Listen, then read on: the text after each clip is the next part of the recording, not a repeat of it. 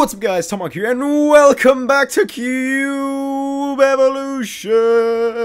In the previous episode, we got ourselves started with the new server, we got ourselves set up, we got a house, and then we also got a quarry on. We got lots of stuff ready to prepare myself for the future, and since then I've been doing a lot of stuff, but you don't get to know what we've done yet. No, not as of yet, we're still, we gotta prepare ourselves, you gotta get your body ready, but this is the intro part where I talk about what's gonna be going on in this episode, so upgrades, that's what we're trying to do in this episode. Also showing off what I have gotten done will be happening in this episode, so you better prepare yourselves, because guess what? Cube Evolution's happening right now. Alright guys, so since the previous episode, we've actually gotten a lot done. I've been trying to like power my way through a bunch of stuff, because it's really like meticulous and boring trying to get a bunch of stuff done right at the beginning. So the good news is we've been able to get through most of the meticulous stuff, and I want to show off what exactly I've done so far in the mod pack. So obviously there's some chests right here, and I guess the first thing we'll go to is the quarry, because I guess that's the thing that makes the most sense, and then we could go from there.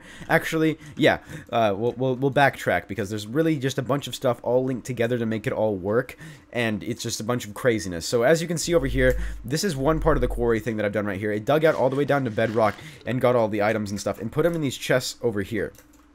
So as you can tell, all these chests are hooked up via pipes. I kind of got rid of some so I can put the pipes right here and not have them all go all over the place. But see, if I open these chests right here, they're all filled with really mostly cobblestone, which is kind of annoying because like I don't like cobblestone. But there's a bunch of other stuff here too, like, you know, there's some ores and stuff. If I hit that sort button, you can see a lot of aluminum ore in here. There's some other stuff and some ferrous, some gold. Actually, that gold's very useful. I'm gonna take that out. And you really just, it's all filled with stuff. So like we got some diamonds here, tons of obsidian. Surprisingly, like obsidian's really useful too. Got some coal and stuff. But the quarries did this by themselves, and also copper is one of the most useful ores that we could possibly get really ever in this mod pack, because I realize that it's used for so much stuff that I'll explain in a moment. But anyway, it's just used for a lot. So as you can tell, there's more gold right here, some more iron, some copper, some more tin. Really, it's just everything that this thing had mined out, and so much more. And then this thing over here is the big quarry. This thing goes down to bedrock too. It's kind of glitching out right now. See that? It's doing a weird thing. I'm not really sure what's up with that. I think it just decided to stop working, and it's just kind of glitching out right now. So the quarry's not actually doing anything right now. It's not plugged in. I didn't connect this thing. But anyway, so the way we powered the quarry, if you guys remember, was through basically the steam engine to power it, and we have completely changed our power source since the previous episode, and we use something that is so much more efficient. It is ridiculous how efficient this sort of thing is. So if you guys look at this over here, the way it works is there's this ender tank. I'll show you guys the other side of the ender tank in a second, but basically what ender tanks do is they function pretty much the exact same way that ender chests do, except they transfer liquids instead of items. So what I did is I have this getting lava from someplace. I'll show you where it's coming from in a second, and then it's pumped out via this redstone engine going directly into this thing called the geothermal generator. Now to make this geothermal generator, it was very difficult to make. I'm actually going to go ahead and search it for you guys really quick. So geothermal generator, and it's made from this thing, which is made from generator, which is easy to make. You know, I could get an RE battery, which is made like that, and then the generator, very easy to make as well, you know, stuff like that, iron furnace, and it's basically built from a bunch of stuff. But the biggest, most annoying thing that was to make this geothermal generator were these empty cells. And the reason why it was so difficult to get an empty cell was because I needed to use a metal former on a tin plate. And to get this metal former, I needed to get a bunch of other stuff. But we're going to get to that in a second. So there'd be a tin wire here, and then it'd be connected via this transfer node right here. And this transfer node, see this geothermal generator right here, if you could see what kind of thing it says, it's the buffer is 24,000 EU.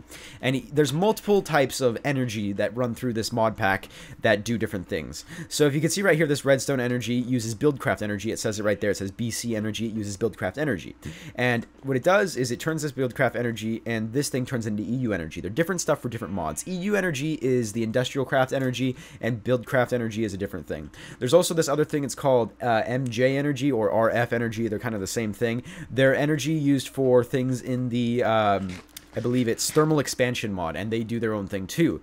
And so what this thing here does is the buildcraft, this quarry right here runs off of buildcraft energy. So if I were to directly link the geothermal generator with just 2 wires going straight into the quarry, it wouldn't work, because it's 2 different types of energy that aren't compatible with each other. Think of it like your batteries, which use DC current, and then your electrical outlet, which uses AC current, and basically the two kind of don't combine with each other unless you have a converter. And this thing right here, this transfer node, is the thing that converts one energy into another type of of energy. So it takes EU and it transfers it into MG or RF, or sorry, it takes EU and it transfers it into Buildcraft energy that the Quarry can use. And in order to make this thing, it was the biggest pain in the world, and I'll tell you why. So we're gonna go ahead and head back over here to the house where I'll show you everything else that has been making stuff in, you know, the mod pack so far. So I'm gonna go ahead and go to sleep really quick because there's a lot of scary mobs and I haven't decided to light the entire area as of yet. But good news is it will be done soon. So in order to make a transfer node, there's a transfer node here, and there's different types of transfer nodes which are made from different things. So you need some gold, which is very easy to make, and you also need some breath first search upgrades, which you get from this, which you get from this, which you get from this, which is made like this. That's really annoying recipe. And also these are made like this, which is made from this, which is made from more stuff and more stuff and more stuff. It took forever to get everything needed to make this thing. But the thing that made it even more difficult is you can see it says a QED recipe, which means this isn't put into a regular crafting table. You have to put it into this thing called the QED, which I have right over here. It's a quantum enrichment device, which is whatever. So I'm gonna look it up over here. So I'm typing QED right here, and you can see a QED is made from diamond etched chromatral matrix, which are made from ender infused obsidian, which is made from obsidian and an ender pearl, which is really annoying because I had to get lots of obsidian and lots of other stuff to get this working. Also, I needed some diamonds, and not to mention I needed eyes of ender and a bunch of other stuff to get this thing made. So once this thing's made, you can't just put a recipe in here like for the transfer node energy and just expect it to work. No, these QEDs run off of a special energy which is made from ender flux crystals. And in order to power an ender flux crystal, you need to get power with some type of energy. And so what I did was I took this thing over here, it's a steam dynamo, and I put it underneath this bad boy right here, and then I started powering it with water because, you know, steam dynamos need water. And I also powered it with coal to power energy to power the ender flux crystal, which powered this thing, which would allowed me to make the transfer node for energy. And oh my goodness, it was the hardest thing in the world to make. It took me like an hour. It really sucked. But anyway, from over here, we needed a bunch of other stuff to get that. Remember that thing for the geothermal generator, the empty cell? Well, guess what? Empty cells are quite the annoyance to make because you need to use metal formers. Also a very annoying thing.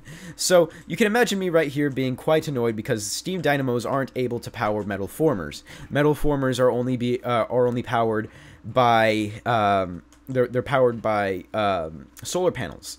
And so I made this thing over here. It's a solar panel. And in order to make a solar panel, I know I'm going all over the place and stuff, but this is just basically me explaining it too fast. You don't need to worry how I made these things too much. So you need to make a generator, which is easy to make. But the thing that annoyed me about this recipe to make a solar panel was the fact that I needed pulverized coal or coal dust. And in order to do that, what I needed to use is I would need to use this pulverizer right here, which I power with the steam dynamo, which I already had, which are really easy to make. Steam dynamos are like really easy, they don't matter. So what I needed to do is I need to put coal in here to use the steam dynamo to pulverize coal, which gave me pulverized coal, which I can use to make a solar panel, which I can use to power this metal former. And so I used the metal former to turn the tin ore into the empty cell, which I used to make the geothermal generator, which worked and made the geothermal generator and worked to get me infinite power. And also, not to mention, I had to make the the ender tank. Ender tank, I think, is one word. No, it's just, let me just look up tank. So I needed to make the ender tank. Tank with a K. So there's the ender tank, which is right here, which took a lot of stuff to build because I needed, a blaze rods, which means I needed to go to the Nether, and to do that, it was annoying too. And not to mention, I also needed some stuff to power, like, since, I'm getting lava from the Nether. That's pretty much a spoiler. Yeah, that's how I got my energy pumped in from lava. In order to do that, I needed a pump. So I had a pump here, which was very easy to make. Once again, you need a mining well, which is made from this, which is, all that stuff, whatever. I got a pump, and then that was easy to make. Not a big issue. And then I also made some redstone engines to power the pump to get the lava from the Nether, to move it into the ender tank, to move it into the overworld, to move it into the geothermal generator, to move it into the energy node, to move it into the quarry. Oh my goodness. Really, that was annoying. But anyway, from there, I made this thing called a macerator. It's pretty easy since I already had the ability to power it, which I actually have plans to do more stuff with power. But point is, this solar panel powers this macerator, which if I were to put an iron ore in here, what it would do is it would macerate the iron. So it's going to do its little thing in pulling power from the solar panel, which is putting into this thing called a bat box, which is basically a battery that stores energy that can be used. So there's wire underneath that, like, let me just show you guys. So there's wire right there that does that to power everything. So let me just get out from underneath here and go back around. So what it does is the macerator macerates the iron, and basically for every iron ore you put in, it gives you 2 iron dust, or crushed iron ore. And so this and redstone engine with the transport pipes moves the item from here to this thing, which is an electric furnace, which is also powered by electricity, which powers this, which gives me 2 iron ore for every iron I put in, and thus this thing pumps it out and puts it into this chest right here. Almost completely automated, except there's one problem. It's that the macerator and the electric furnace use a lot of energy. So if I were to put, like, let's say this in, like, half a... Actually, I could put the entire stack.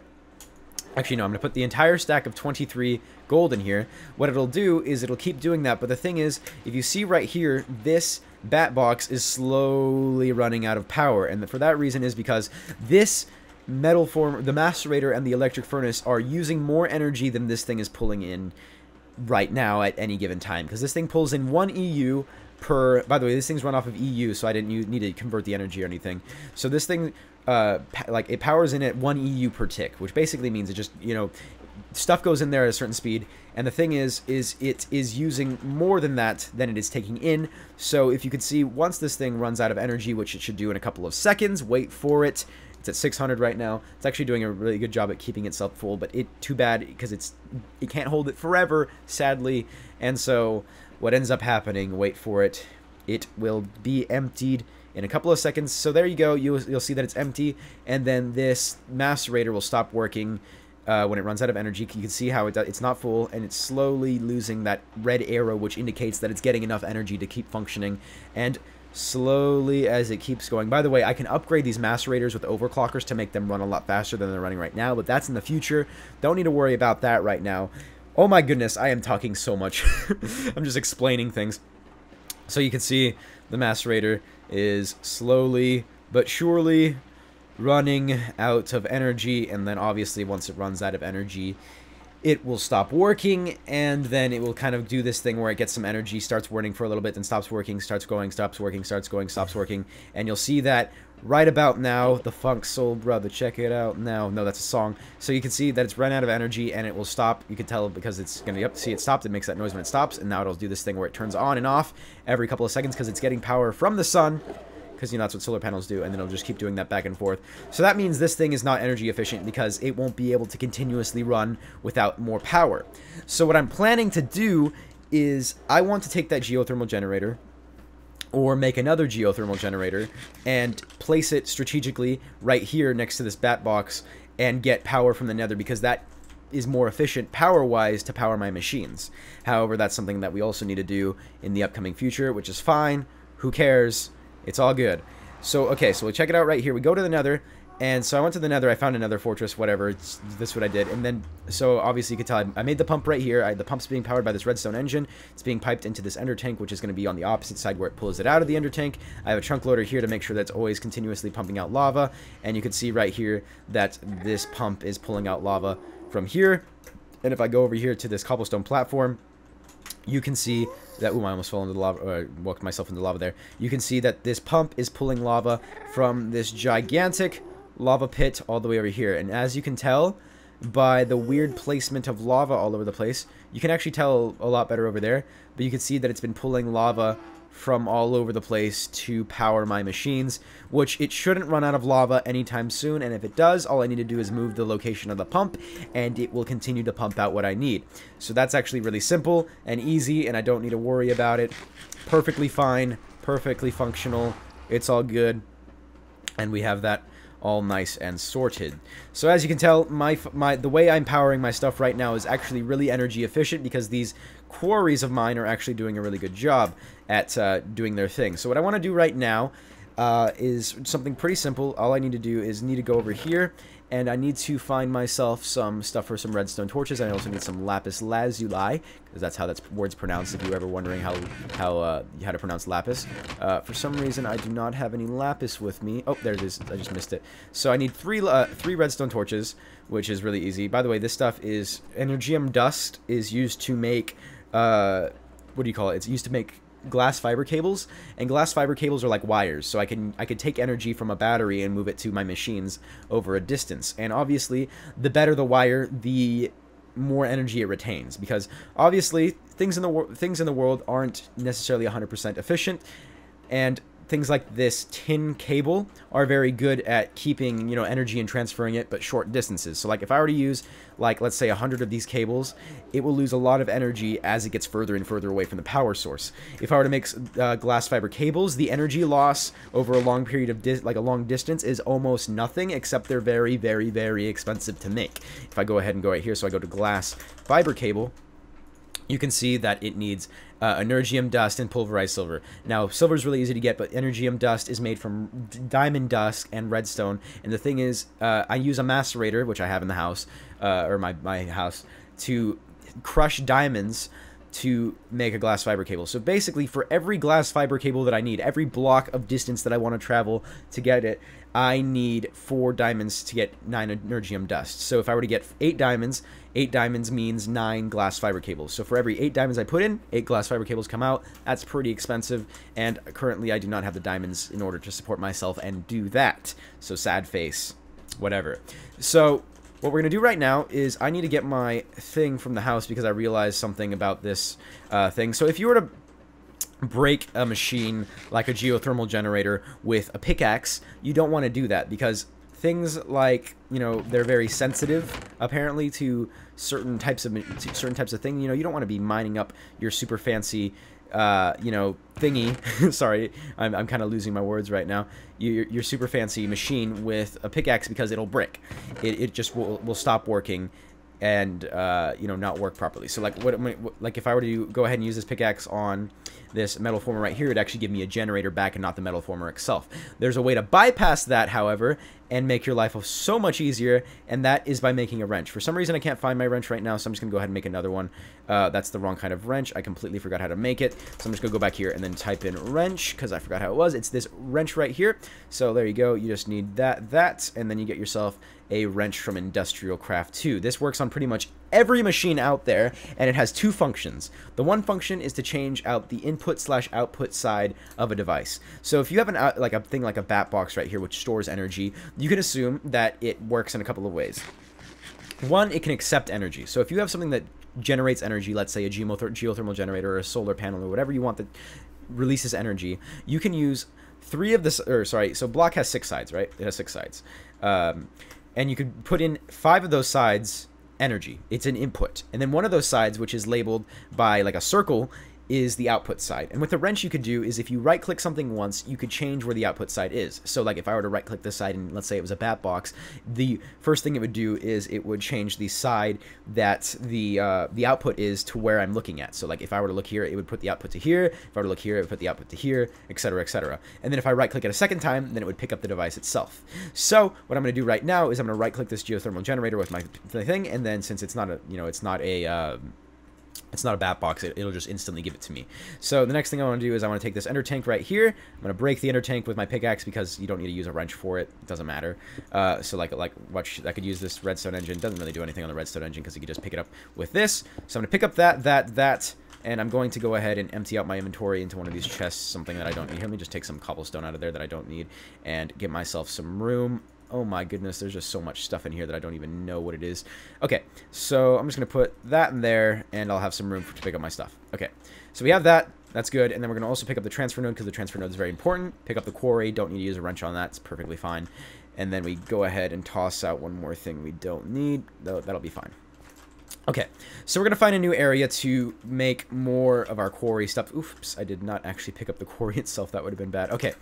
Oop, almost fell. So these things go down to bedrock, whatever. And by the way, these quarries stop when they reach bedrock or they reach a lava pit. So a smart thing to do if you're going to be doing this is to put a water bucket just on the starting level, and then as it mines, the water will, you know, destroy any lava and turn it into cobblestone / obsidian as it goes down, and work as well all the way it goes down to bedrock. That's why you see some water right there. I used it to kind of fix myself in the aspect that I didn't want to lose myself when I got down to lava. So what I'm going to do right now is I'm going to go ahead and start off the area where I want it to mine this time. So this will be pretty easy. I use these things called land markers, and I go ahead and take note of my Y level, which is currently 64, and I go out to the distance that I want it to mine. Now this thing can go out a total distance of I believe it is 64 by 64 blocks. That's the largest area a quarry can mine. However, I don't really take note of that because I just kind of whatever. So you right-click the thing, comes out like that, and then you can see it connects to the other one. And I'm going to go ahead and just run out this way. I'm going to go into the water and let's just say I want the second area. By the way, I need to make sure that I'm still lined up. Am I still lined up? I think it's this block that lines up with it. Okay, so then I come right here, and I'm just going to go ahead and put the last block. Let me just make sure I'm at Y64 still, so I'm going to go stand up there, right-click, and boom, boom. The entire area that this quarry is going to be using is completely laid out. Now, I don't need to worry about putting water down because there's water right here, so as it mines, the water will be just used there, and it won't ever have to worry about the lava thing. Whatever. And also, this is probably the longest clip that I've ever done on Cube Evo ever. Sorry about that. Alright, so all we need to do now is we need to put down the quarry, which is perfectly fine because I can just put you down like that. And then you can see it lines up the area that it needs exactly like so. And all I need to do now is start linking up the stuff that it needs to work. So, put myself the transfer node right there. That's connected like that. Put the geothermal generator down like that. Actually, I do not want to do that yet. Not yet. Because of the reason is it has power in it right now, the geothermal generator, but I don't want to start having this thing go because I don't have places to pump the items. So I'm gonna go ahead and just do this. I'm gonna make this go out pretty far, and I'm gonna go back over here to where I just was, and I'm gonna go ahead and take out the extra spare kind of iron chest that I have left over because I was actually gonna go ahead and continue this because I didn't know that it was finished, and I put some more iron chests down, and then I realized that both of these had already gone down to bedrock, so it doesn't even matter. So there's these chests right here, I think it's these ones, yep, that are empty. So I'm just gonna go ahead and take you, make sure you're empty too, and I think this only has like one block in it. There you go, take you out. And really I need to empty these out at some point because there's a bunch of just doo-doo in there that I don't necessarily need, which is perfectly fine. And plus, I could make more chests and stuff. And by the way, the reason why I'm not making a bunch of diamond chests is because to make diamond chests, you need gold, and I don't have too much gold right now. And I found myself it being a little bit more efficient if I were to be using just iron chests because they work as double chests and they only hold up small amounts of area. So, whatever, right? So for the time being, I'm just going to go ahead and put these chests down right here. You are like done like that, and thank you for the this ender tank means I could just pretty much set this thing up wherever I want because I don't need to worry about having large amounts of cable all over the place. Whatever. So there we go. We're going to put down the geothermal generator. I think it might automatically start going depending on if it has energy. No, it doesn't have energy, which is fine. So we're going to go ahead and take the cobblestone fluid pipe, put it there, then put the wooden fluid pipe there, put the redstone engine to make it pump. Oh my gosh, you're making some loud noise, you bear. Okay, so then we just take that, then we put the ender tank right there, and now it should start doing its job. It's going to start pumping lava into the geothermal generator, which makes this thing start doing its job. So that's pretty much where we are right now. And this by the way, as it is right now, isn't smart of me to do because it'll evenly spread out the stuff into the iron chest, and it'll also come out this way, so it'll actually start spitting items out the end of that tunnel. So what I want to do is I want to break that right now, and so that'll fill those chests with items until it gets full, and then it'll start spitting out items because it'll have too much stuff to mine. So probably future goals is to get storage for items that come out of a quarry. That's a big thing that we need to do. But besides that, that's pretty much the I guess this is just pretty much a big update video because I just pretty much explained everything that's been going on that I've been doing relating to the mod pack in the past day. So, yeah, this is just a big explanation type thing. Pretty interesting, am I right? Am I right? Just saying. So, goals is to get more geothermal generator to power these things right here because obviously as it is right now, not very efficient in its ways, but we'll work on that later. Clip is over. We're probably going on to the outro now. Alrighty then, guys. That pretty much wraps up this episode of the Cube Evolution. No worries. I'll actually get stuff done next time instead of explaining the stuff that I have done in this episode, but I wanted to make sure you guys knew what was going on and how the whole thing worked and the systems of what I have going on in Cube Evolution right now. So tell me if you liked the video or like enjoyed the explanation type things. I like reading the comments. I read pretty much every single one of them. Yeah, that's pretty much marking the end of this video. Hope you guys enjoyed. Hope you guys have a nice day, please.